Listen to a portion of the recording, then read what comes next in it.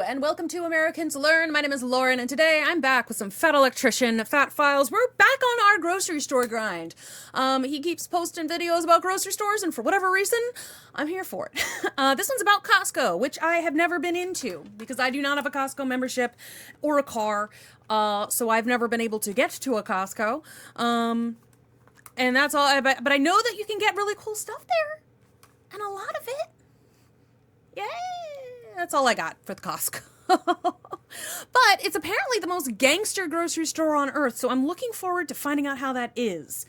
Yeah, let's go. Let's find out why it's the most gangster grocery store on earth. Ah yes, Costco, the only grocery store on the planet that makes almost no money from selling groceries, yet is somehow one of the most profitable grocery stores on the planet through nothing other than psychological tricks and magic. I mean, it probably has something to do with how much the memberships cost, I'd imagine. Today we're talking about Costco. We all know what Costco is because the members of Costco never shut up. That's true. Those out there in the world roaming around, non-ironically wearing clothing from Costco's in-house brand, Kirkland, desperately waiting for anybody to ask them what Kirkland is so that they can inform and educate, preach the gospel to these non-believers. I've never heard of Kirkland. Manufactured by name brand manufacturers, and the products are cheaper and better than any other name brand product. And if that's not what they're up to, they're out there flashing their Costco membership card, trying to use it to get laid, and it's working a shocking amount of the time. Okay. And there's a good reason for that. Costco is selling all of its products at a net zero, meaning they don't make any money when they sell you something. In fact, some of their items, they even sell at a net loss, meaning the more they sell, the more money they lose. Yet some I didn't know that. manage to pay all their employees well above their competitors and have a net profit of over $6 billion a year. And I'm going to explain how that's even possible right after Membership fees. Rocket Money, your all-in-one finance app that's going to help you cancel subscriptions, lower your monthly bills, and overall manage your money better. Rocket Money covers pretty much everything. They will let you monitor your credit score. They help you manage your budget by letting you see all of your expenses in one easy location. And then if you want them to, they can actually go in and help negotiate a lower price on some of your bills, like your cell phone, for example. And they don't just save you money by negotiating down some of your bills. They also help you identify and cancel a bunch of subscriptions that you probably didn't even know that you had. And this is my favorite part because me and my wife,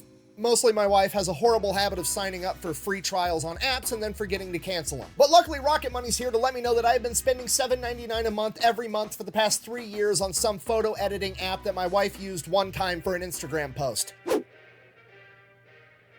Yeah, babe, what's up? How many guns did you buy this year? No comment. Wait, what? How do you even know I'm talking about you right now? Did you bug my office? A, don't worry about it. B, keep my name out of your mouth. All right. I gotta finish the ad. I gotta go. Love you.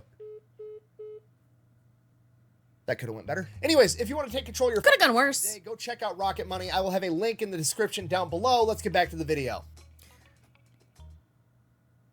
There's a baby monitor in my office. All right, so I will say, like, when it comes to Rocket Money, I should have guessed this, but the last time I looked into it, it was like, it let me fill out all sorts of stuff, and then it was like, and then what do you want your, like, monthly donation to be? And I'm like, oh, it's another subscription service. Didn't realize that. I kind of thought that it was just gonna be, I don't know why I thought it was gonna be free. Like, because, like, none of the, like, YouTubers or podcasters or whatever who, like, promote it are like, for 15% off, use this code, you know? Because it is a donation. They do ask for a donation, which I guess is fair, but they also, like, I feel like the cheapest it can be is, like, $10 a month, which I still feel is kind of high. It's like, it's another costly subscription service. Like, maybe it's worth it. Maybe you can do it for like $5 a month, but either way, it's still a subscription service. They're like, we'll cancel all your subscription services. And then they're like, we're a subscription service. It's like, well, Rocket Money. Come on. Come now. Costco. Our story begins in 1954 with a man by the name of Saul Price who convinced Ooh, look at his hair. to buy a warehouse as an investment property. However, mother-in-law wasn't a commercial real estate mogul and had no idea what to do with this warehouse, so Saul Price is like, you know what? Fine, I'll rent the warehouse from you and I'll put a business inside of it. Don't know what it's going to be yet, but I'll figure it out. He then stumbles across a brilliant business known as Fedco, which is essentially a large in-bulk grocery store that offers very, very cheap groceries to its members, and the only way that you could be a member of Fedco was to work for the federal government. So Saul Price approaches Fedco and is like, hey, you guys have a great business model. I've got a big empty warehouse. Let's partner together. We'll make this a Fedco also. It'll be great. Fedco is like, nah, we're good. At which point Saul Price is like, okay, that's fine. Well, I'm just going to steal your business model because you can't patent selling groceries at a discount to members. So I'm gonna open up my own equivalent of your store called FedMart. The only difference is instead of selling groceries cheap to members, I'm going to sell groceries really, really cheap to members. Like, I'm almost not going to make money off of selling groceries, and I'm going to charge them a $2 membership fee. Okay, and this business model seems kind of weird, but it's actually genius. Okay, Leonardo da Vinci once said that simplicity is the ultimate form of sophistication, and that's what's going on with that picture of Leonardo da Vinci makes it like they gave him no wrinkles. It looks like they put a beard on the Mona Lisa is what it looks like they did here. Like look at them feminine eyes. Look at them feminine lips. He got no wrinkles. It really does. It looks like they just put like a fake beard on some lady. Okay.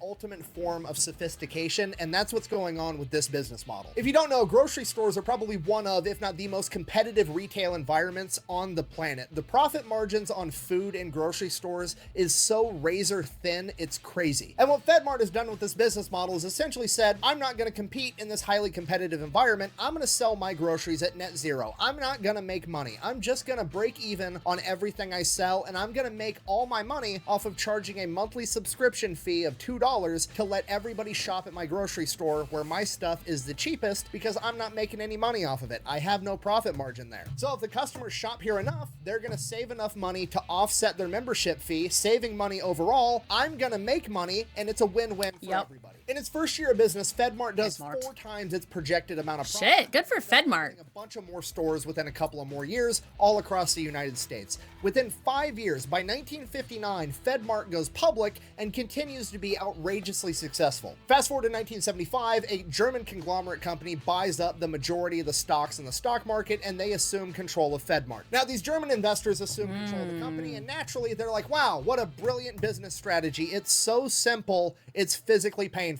All I have to do is... Of course the Germans like that. And bring in money. Of course the Germans like that. It'd be cooler if we re-German engineered the entire thing. I bet we could get if we Aldi it up, huh? % better performance if we made this like 1,000 times more complicated. So that's what they did. They German engineered the company, and by 1983, completely out of business and shut down. So Saul Price is like, I made a ton of money. His hair is still amazing, Saul Price.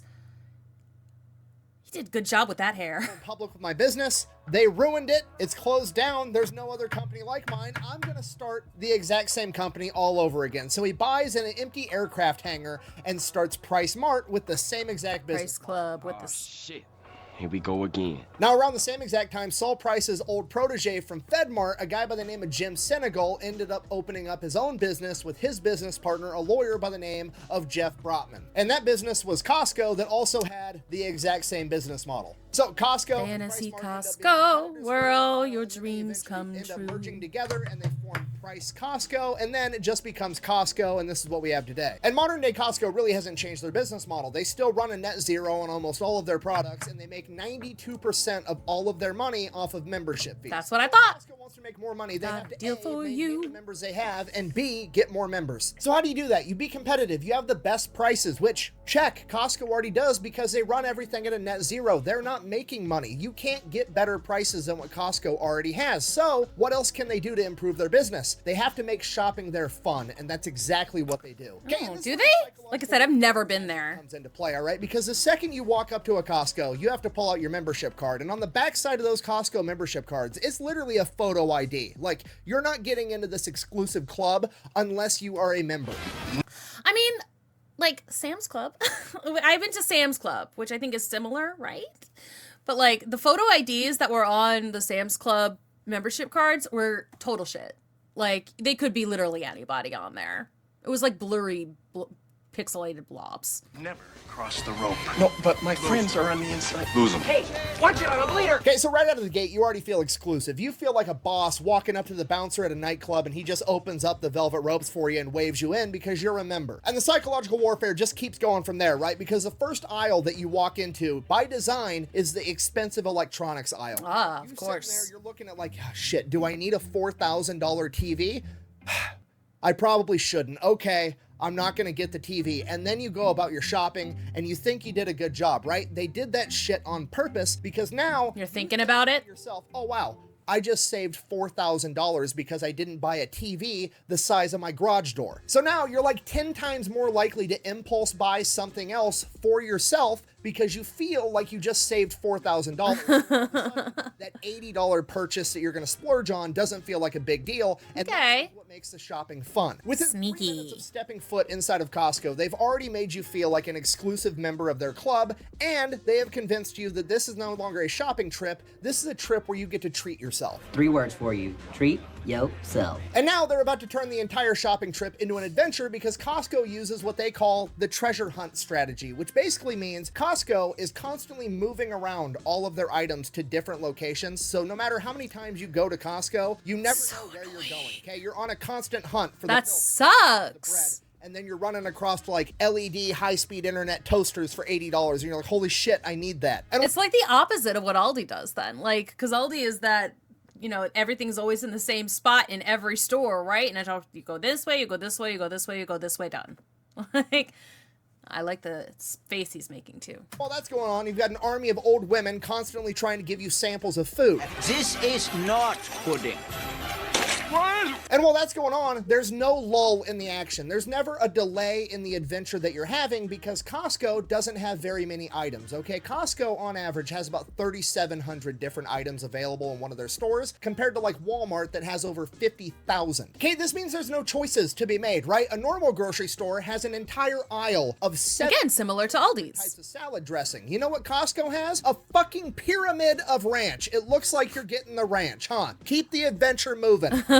But I like having a lot of options. But no, you don't. I know you think you like options, but you don't. People's actions say otherwise. Almost nobody appreciates having options. Watch this, I'll prove it to you. I'm gonna call my wife and I'm gonna very tactfully give her 0 options about where we're gonna go to lunch today. And then I'm gonna call her tomorrow and I'll edit it in and I'm gonna give her all the options in the world and we're gonna see which one she actually prefers. See, that does make a certain amount of sense though. Like, I mean, okay, if you're me anyway, I eat almost the exact same thing for both breakfast and lunch every day.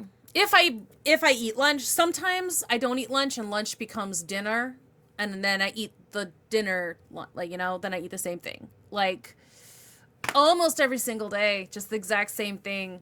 And like every so often, if I have something special, like if I've got the ingredients to make dinner, I'll make a dinner and then I will have that for 3 days until it's gone. And then I go back to like my nonsense. It's like I don't buy anything new. I don't buy anything different, like ever.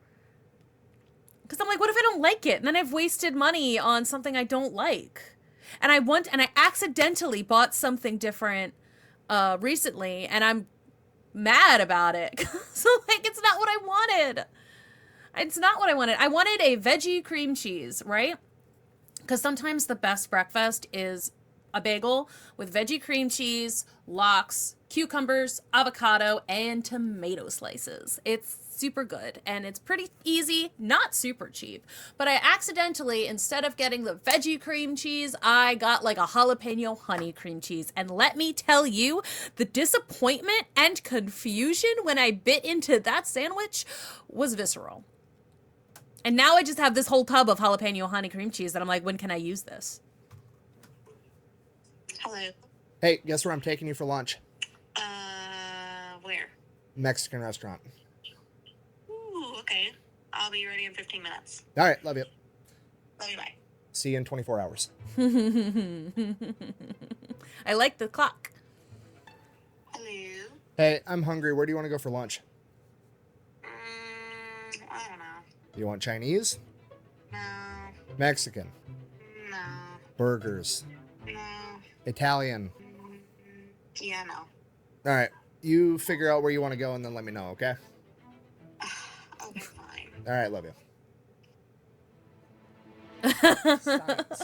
Science. Whether people know it or not, they actually hate having too many options because it makes you think, and when you have to stop and think, you have to stop, which breaks up the action, right? If you're having sex with somebody, you don't want them right in the middle of it to be like, hey, did you lock the front door? Like, I don't give a shit. Unless there's a velociraptor that kicks down that door, I'm in the middle of something right now, okay? Let's keep Fair. this. And this is true for like almost everything, right? You think Ice Cube would be one of the greatest rappers of all time if right in the middle of his song, Today Was a Good Day, he stopped and gave you a fucking pop quiz on geography? No, just enjoy the song and listen to it and you're happy. So when you're shopping at Costco, this is an adventure. This is a treasure hunt and there's no thinking and there's no breaks in the action ever. You're having a blast. And if that wasn't enough, Doesn't sound the fun. aesthetic of the overall store is absolutely incredible. Remember going to a normal grocery store when you were a kid and your mom couldn't find something and she goes up to the employee and is like, do you have this? And they're like, no, we don't have it on the shelf. And your mom goes, she says the magic words, oh, can you go check in the back? And you're like, the fuck is, what's in the back? What's going on back there? Guess what? Costco, you're in the back, okay? I'm 99% sure that we're living in a simulation and Costco is the spawn point for all of the stuff. I mean, It's the back rooms, literally. That's where all this is what the back rooms wanted to be, right? This is what they wanted to use the back rooms for. it's gotta be, right? Costco's got like food and clothes and electronics, you know, the common loot, but they've also got the rare shit that you can go find. So when Mrs. Fat Electrician gets sidetracked smelling 15 different types of candles, I'm going on a side quest to find something cool. What am I looking for? I have no idea. I'll know when I find it, okay? Costco's the only grocery store on the planet that you can just wander off and end up finding a signed jersey from Magic Johnson in 2024 when he retired in 1996, okay? You're just looking at it like, what is happening right now? And then you look over and you're like, oh, there's a ring that costs $340,000. You're just looking at it in your hand like, this literally costs more than the house that I live in. I'm fucking stealing this. And you're like, no, I can't. You put it back, and now you feel like a good person, and Costco is boosting your self-esteem. Okay. Shopping, and then you realize you're hungry. You have developed an appetite for adventuring for the past 2 hours, and holy shit, Costco has a food court. So you go over to the food. Wegmans food court was so good.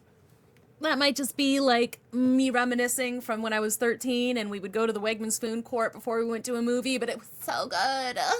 And you're like, you know what? I haven't had a hot dog in 15 years. I'm going to go ahead. I'm going to order a hot dog and a soda. They ring you up at the cash register. It's $1.50 for a hot dog and a soda. Okay? That was definitely more than that at the Bullshit Wegmans. hot dogs that you like give to the kids at the barbecue while all the adults are eating steaks and burgers. No, this is the fucking hot dog that she tells you not to worry about, okay? You went to a baseball game and got one of those big ass novelty size hot dogs, and that plus a soda with free refills was $1.50. Dang. Because you're a good person, because you didn't steal that ring, you politely. I heard of this. I think I heard about that. It's like the Costco hot dogs.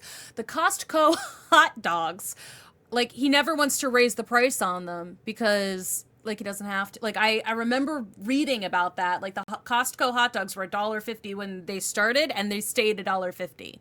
Inform the cashier, I think you messed up and accidentally gave me the hot dog for free, and that's just the tax. And she's like, no, it's $1.50. We haven't raised the price on the hot dog combo since 1984 when we came out with it. See? Because of the principles of the matter.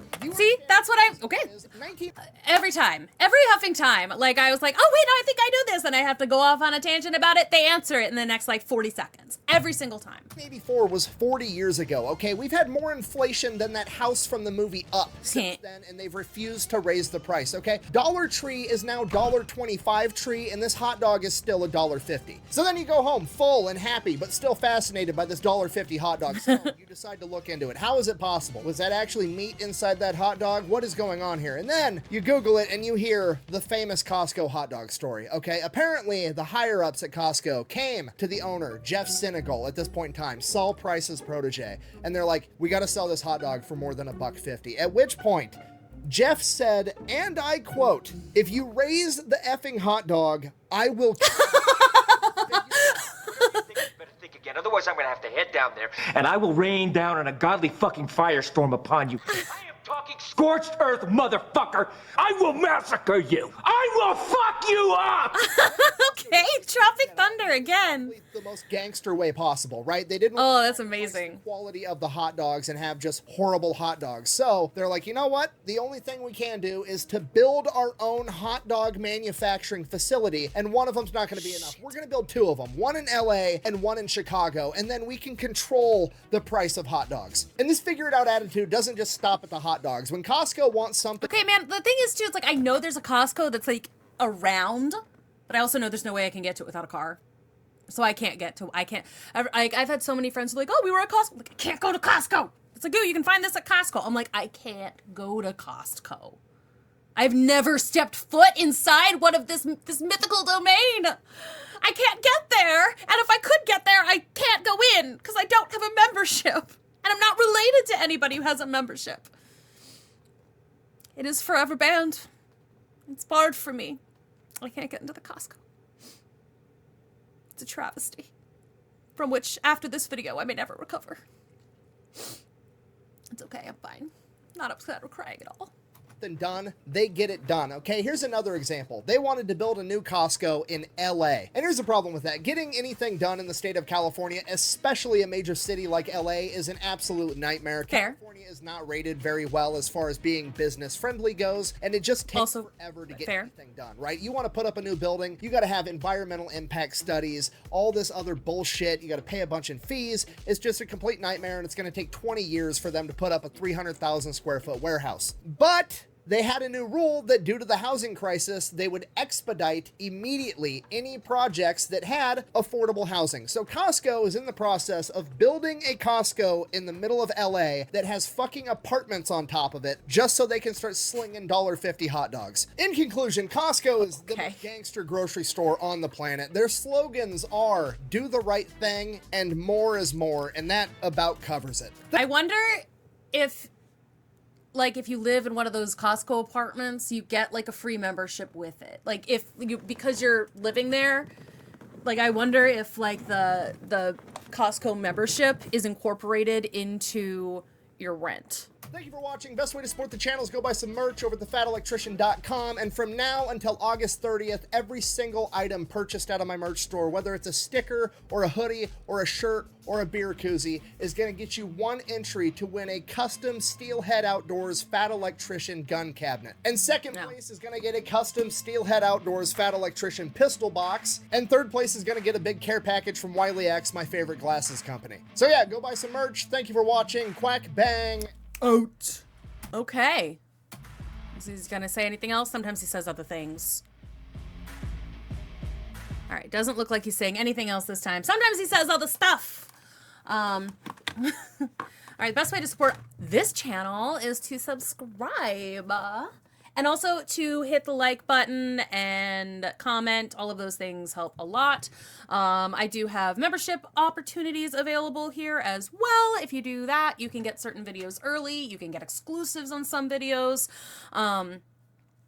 There's a few videos that I might have to stop releasing. Like, it's gonna be a while, for instance, if you want to see more Emma Cook videos, because they're really, really, like, vigilant, and they won't let me, they keep blocking or, like, partially blocking the videos, and making it really difficult to get them out there. So it's, and then if I, like, try to dispute it, they just double down. They were like, absolutely not, you can't, this is not fair use or something, even though I'm like, but it is. But in any case, but I think there's like at least one Emma video out right now that's available for members, but not anybody else at the moment. I'm trying to like wait, because now I'm like, is he going to be watching this channel? Because he denied the dispute that I made, trying to get it not blocked in certain areas. So I'm like, well, so that one's gonna be a while before it comes out for the channel proper. But anyway, don't forget to, so that's why like liking, subscribing, all of that really helps. And yeah, I'll see you all in the next one. Bye-bye.